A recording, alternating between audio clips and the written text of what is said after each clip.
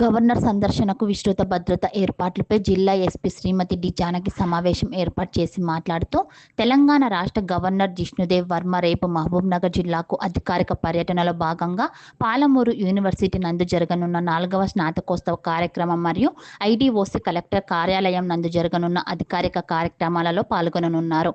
ఈ సందర్భంగా గవర్నర్ పర్యటనకు సంబంధించి భద్రత ఏర్పాటు సమీక్షించేందుకు జిల్లా ఎస్పీ శ్రీమతి డి జానకి ఈరోజు పాలమూరు యూనివర్సిటీ నందు పర్యటన ప్రదేశాన్ని సందర్శించి అనంతరం హైటెక్ ఫంక్షన్ హాల్లో బందోబస్తు నందు పాల్గొనే పోలీసు అధికారులకు మరియు సిబ్బందికి బ్రీఫింగ్ ఇచ్చారు. ఈ కార్యక్రమంలో పోలీసు అధికారులు, సిబ్బంది పాల్గొన్నారు.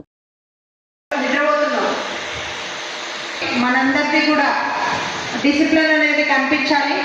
సో రూట్ బందోబస్తు కావచ్చు, లోపల యూనివర్సిటీలో బందోబస్తు కావచ్చు, ఐడిఓసీలో కావచ్చు, అందరూ కూడా మీ ప్లేస్ ఐటీ బందోబస్తుకి మనం D-3 కంపల్సరీ ఉండాలి. సో 9:30కి బయలుదేరుతారు. ఎన్నింటికి చెప్పారు?